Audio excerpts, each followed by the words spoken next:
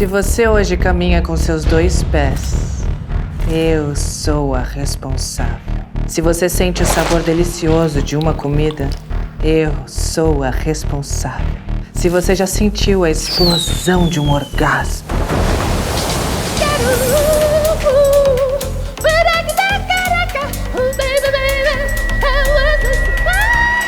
e se você vira uma popstar no aniversário da sua prima, eu também sou a responsável. Atenção! Eu sou a evolução. E eu fiz vocês chegarem até aqui. Ai, Silene, por que eu fui beber ontem? Pra relaxar com as amigas. Pra arrasar no karaokê. Pra comer aquele dogão no final da festa. Não se preocupe. Se você já se perguntou por que você bebeu ontem, você não está só. Já faz mais de 10 mil anos que o ser humano bebe. E muitos já passaram mais vergonha do que você em alguma noitada mais agitada.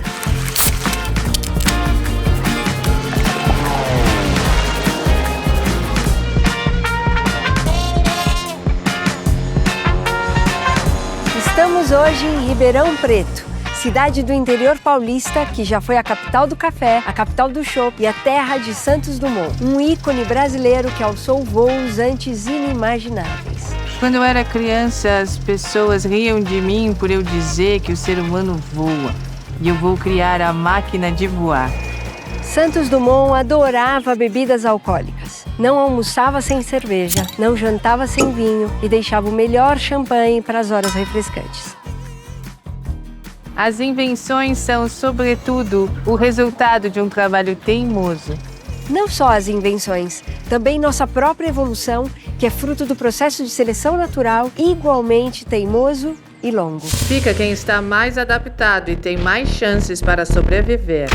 A evolução é o processo pelo qual as espécies mudam ao longo do tempo quando apresentam características que os tornam mais aptos à existência em um determinado ambiente, passando esses detalhes genéticos vantajosos aos seus descendentes. Eu achei interessante essa história de serem os mais aptos e não os melhores, porque olha, tem cada indivíduo por aí. Por que a gente bebe? A gente se esquece de tudo, conta fofoca proibida, beija a pessoa errada. É aí que está a questão. As imagens de bebedeiras e festas dominam os primeiros registros arqueológicos tanto quanto dominam o Instagram hoje.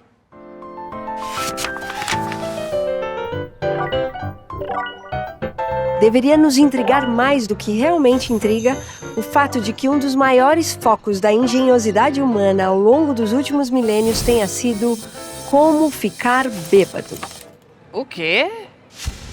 Eu selecionei aqueles que começaram a andar com 2 pés. E por quê? Porque conseguiam andar para mais longe. Também escolhi aqueles que tinham um cérebro maior. Daí eu deixei a fruta que passa do ponto produzir um pouco de álcool para ver se vocês celebram com a vida e relaxam. Mas vocês fizeram o quê? Plantações vastas, criaram cerveja, vinho, hidromel e deixaram qualquer pessoa estocar dezenas de garrafas em casa para fazer festas de segunda a segunda. Xi, a evolução não tá legal, não. Os efeitos do álcool continuam evoluindo com a gente. E se pensarmos que fica o que é melhor para a nossa sobrevivência, então deve ter algo que o álcool nos oferece que ainda nos é vantajoso. Por que o ser humano bebe? Uai, porque não é de comer. Tem gente que bebe por tristeza, tem gente que bebe por alegria. Eu bebo pra esquecer. Todo mundo quer achar alguma coisa pra se libertar, então a bebida ajuda. Bebe por emoção. Talvez para sair um pouco da realidade, né? Ter um pouco de prazer, felicidade. Que a vida é dureza, né? Pra confraternizar, principalmente, eu acho que é a essência da bebida alcoólica, vamos dizer. Eu acho que é porque é necessário, gente. Tem a mesma cerveja do que tomar um Rivotril. Eu troquei um Rivotril pela cerveja. Tomo uma cerveja, 2 cervejas, que faz melhor para a saúde do que um remédio, né? Tem estudiosos que defendem a ideia de que os muitos tipos de bebidas alcoólicas não foram consequência da Revolução Agrícola, mas sim uma motivação. Os primeiros agricultores estavam movidos pelo desejo de uma cervejinha e não pelo pão com legumes. Então foi só com a revolução da agricultura que o álcool passou a ser produzido assim para mais gente e que a gente começou a arruinar nosso fígado por aí? Praticamente isso. A gente virou sedentário para poder tomar um minha. Quando você fala em cerveja, você vai pensar em Ribeirão Preto. Imagina uma cidade que tinha um bar na praça, né? Não tem uma igreja na principal praça da cidade, né? Tinha um bar. A Antártica foi inaugurada em 1911 e logo em 1913 foi inaugurada a Cervejaria Paulista, né? Que foi a que deixou o maior legado desses espaços, né? Para a cidade. Que é o espaço que a gente está gravando aqui hoje, que é o Hotel Palace. Ao lado fica o Teatro Pedro II e o prédio onde fica a Choperia Pinguim, que compõe o Quarteirão Paulista. Que não tem esse nome por ser do estado de São Paulo, mas tem esse nome por ter sido construído pela Cervejaria Paulista. E o Pinguim foi muito importante para Ribeirão Preto ser reconhecida como capital do chopp, né? Conhecendo a tradição, vou em busca de novas experimentações. Isso se a mudança climática me permitir. Ribeirão nunca ficou sem produção de cerveja, né? Sempre teve uma fábrica funcionando. Em 96, a Colorado foi uma das primeiras artesanais, né? E ela acabou impulsionando essa indústria cervejeira, né? A questão da brasilidade que a Colorado trouxe, né? O Marcelo, ele talvez tenha dado também esse outro segundo pontapé, quando ele resolve colocar o nome de uma cerveja, Pilsen, de Cauim, adicionando a mandioca, ele faz com que essa brasilidade seja pelo menos questionada. Assim como ele vai fazer com outras cervejas. Por que eu vou adicionar rapadura, café? Por que vai se chamar Demoiselle? Então, eu sinto falta nessa nova cena de fazer a cerveja de forma muito mais cultural, né? Muito mais provocativa. E se eu pudesse lhe traduzir em um estilo de cerveja? Que cerveja você seria? Estamos em Ribeirão Preto, numa casa centenária que se chama Palacete 1922 e temos o imenso prazer e alegria de receber Gleice Priscila dos Santos. Prazer é todo meu. Gostaria de começar pedindo para que você nos conte um pouco a sua história, desde o comecinho mesmo. Bom, eu sou a Gleice Priscila, tenho 31 anos, sou mulher com deficiência visual, cega total, já nasci cega do olho direito. Já o olho esquerdo, com 5 anos, descobriram que eu tinha realmente uma miopia altíssima e a partir daí passei a usar um óculos muito forte de 12 graus. E como foi esse processo de entender que não era exatamente um problema controlado até esse momento em que você se viu sem a habilidade visual? Eu estava tendo uma aula de matemática, eu ainda conseguia enxergar bem de perto, de repente ficou tudo preto. No que ficou tudo preto, eu me debrucei na mesa e comecei a chorar. Que foi, Gleice, professor, eu acho que eu não estou enxergando, eu acho que eu estou cega. E ali já viemos para Ribeirão Preto, fiz uma cirurgia e os médicos até então disseram que não teria mais possibilidade de voltar a enxergar. Isso aos 12? Isso, de 12 para 13 anos. Os meus primeiros passos foi um simples descascar de batatas. Cheguei na cozinha, coloquei a mão na mesa. Percebi que a minha mãe estava descascando batatas. Pois coloquei a mão numa batata com casca, coloquei a mão numa batata sem casca. E ali eu fui descascando a batata, machucando ela com certeza, mas a minha mão não foi ferida. E não é que eu consegui? Aí eu falei, mãe, eu consegui! É um grande acontecimento. Olha, se eu conseguir descascar uma batata, eu vou conseguir fazer as outras coisas. Uma vizinha da minha mãe descobriu que existia a ADVIR, que é a Associação dos Deficientes Visuais de Ribeirão Preto e região. Então, quando eu cheguei lá, um mundo de possibilidades se abriram. Primeiro que eu cheguei lá muito triste e sentada em um banco, eu comecei a ouvir risadas, gargalhadas, perto de mim, correndo, brincando de esconde-esconde. Falei assim, não é possível isso não. Foi aí que eu comecei a me inscrever em várias atividades que a Adevirp oferecia na época. E hoje você trabalha na Adevirp? Eu iniciei na parte administrativa. Depois de 4 meses, eu fui trabalhar na parte pedagógica. Então, saí do administrativo para dar aulas de tecnologia assistiva para as pessoas que também não enxergam assim como eu. Aí a gente viu você chegando por aqui e é surpreendente, você usa a sua bengala em pleno salto alto. Tranquila, eu até corro de salto alto, se for o caso. E eu corro mesmo, gente. Tá atrás do ônibus. Motor, espera! O que você gosta de comer, o que você gosta de beber, o que você faz em casa para a família. Que eu sempre gostei de bebidas destiladas. E um certo dia eu estava procurando uma receita na internet, algo diferente. E eu me deparei com uma tal de marula. Eu falei, o que é isso? Eu falei, eu vou fazer essa marula. Pra que eu fui fazer?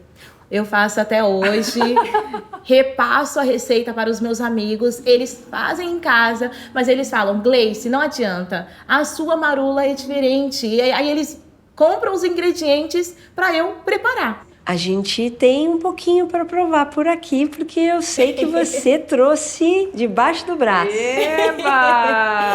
Eu tô bastante ansiosa para provar essa marula. Olha que responsa, hein? Sua preciosidade por aí, vamos provar juntas. Eu entendi por que você gosta. Tem notas tostadas, cacau, evidentemente. Essa nota láctea, que vem do leite condensado, entrega muito essa nota láctea. Uma textura muito aveludada, muito prazerosa. Eu tenho o desafio de lhe traduzir. E na medida em que você foi contando a sua história, apresentando, por exemplo, essa bebida que traz um pouco do que você gosta de beber, eu penso que eu conseguiria me aventurar em entregar algo e no conjunto da obra do que vai ser a apresentação na taça com o que vai ser a apresentação no prato em harmonização, a minha intenção é que chegue muito perto desse perfil. Então eu vou ali buscar a cerveja e logo volto. E na medida em que a gente foi avançando na conversa, ela me falou de uma bebida que ela gosta muito, que me pareceu sensivelmente um ponto-chave de afeto, algo que pudesse me fazer chegar mais perto dela. Gleice, eu tenho uma garrafa aqui, é uma garrafa bonita, elegante, de curvas muito atípicas para garrafas de cerveja populares. Ela vem daqui de Ribeirão, uma produção local. A gente tem uma taça, que ela é uma taça que normalmente serve conhaque.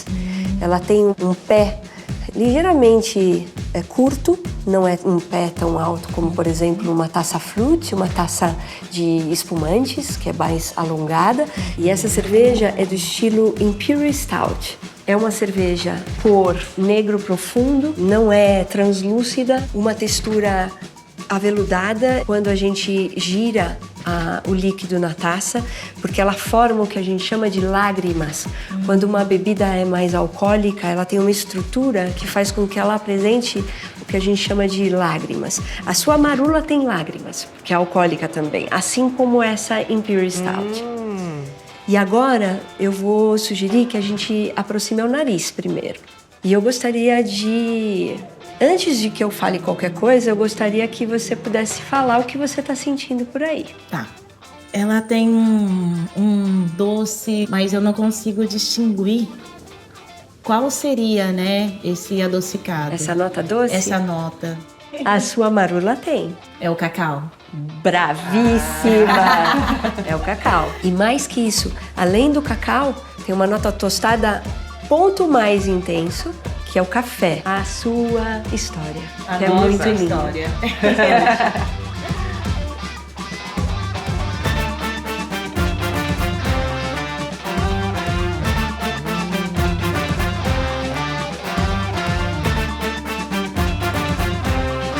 Nossa, que delícia! E a Imperial Stout é um estilo que funciona bem para finalização, tal como licor. Aquele cafezinho que a gente tem no final de refeição, sai o café quente, não alcoólico e entra a Imperial Stout fria, refrescante e alcoólica ao mesmo tempo. Bom, agora nós temos a cerveja, que a gente já degustou, e na sua frente uma sobremesa que eu diria das mais populares e brasileiras que nós temos, que é o pudim de leite condensado. Eu sugeriria que nós dessemos um primeiro gole e preparássemos a boca para o que vem na colher.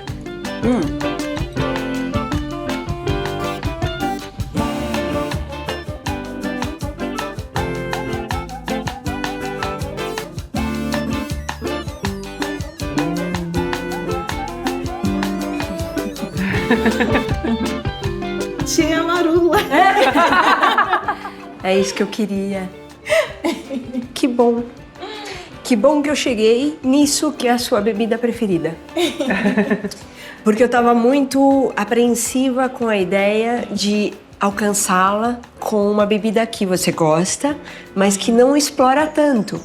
E tendo me dito que a sua bebida favorita, inclusive fazendo a bebida, é a Amarula, eu falei, como eu chego nela? Me senti no céu, viu? Flutuei. Que bom. A cerveja traz, além de todos os perfumes que a gente provou, ela traz amargor. A sobremesa vai pelo lado oposto. Dentre gostos básicos, o amargor e a doçura são um exemplo de oposição. Então aqui a proposta é que a gente tenha um diálogo por contraste de amargor e doçura, com complementações de notas tostadas com notas lácteas do pudim. Inovadora para mim, é algo, nunca senti nada parecido. Então o que eu fiz foi expandir e retomar com o gole e o bocado da colherada a representar e reagrupar os elementos que estavam naquela taça de Amarula. A sensibilidade dela e a experiência dela com uma bebida que ela produz tanto a fez pensar na Amarula de cara. E eu posso dizer com tranquilidade, não quero me emocionar de novo. Esse é o sentido do meu trabalho, tenho dito. Esse é o sentido da minha existência e do meu ofício. Então, um grande viva! Viva! Saúde! Saúde! Conta a história do mito de Dionísio, que ele foi capturado por piratas enquanto estava na forma de um jovem muito bem vestido. Os piratas achavam que ele poderia ser filho de alguém com muito dinheiro e muito poder e que assim poderiam tirar uma grana com isso. O único que fica preocupado é o timoneiro, justamente porque ele reconheceu que aquele era Dionísio. E aí é que está a questão. Ninguém reconhecia Dionísio como um deus, simplesmente por ele ser o deus dos vinhos, das festas, das drogas poderosíssimas, da fecundidade e do teatro. Ele era como o ralé das divindades. Mas, quando a galera começa a navegar, todo tipo de inferno mágico passa a acontecer. Aterrorizados, os marinheiros se jogam no mar, onde são transformados em golfinho. O único que é poupado é o timoneiro. Ele viveu uma vida longa e próspera, tendo sido pessoalmente abençoado pelo Deus.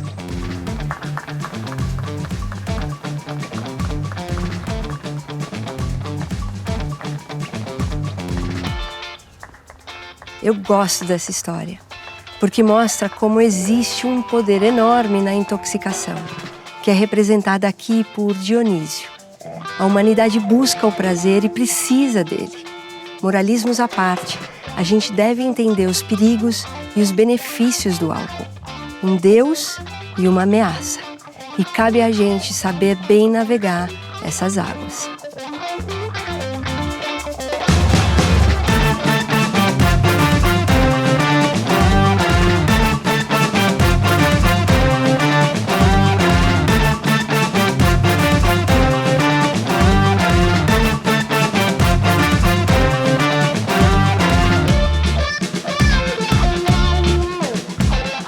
Obrigada por assistir a este episódio de A Cerveja Explica.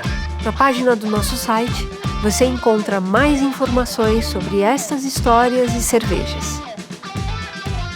Se você gostou desse vídeo, deixe seu like e se inscreva no canal para não perder os próximos. Nas redes sociais, a Cerveja Explica está no Instagram e no YouTube. É só procurar por @acervejaexplica.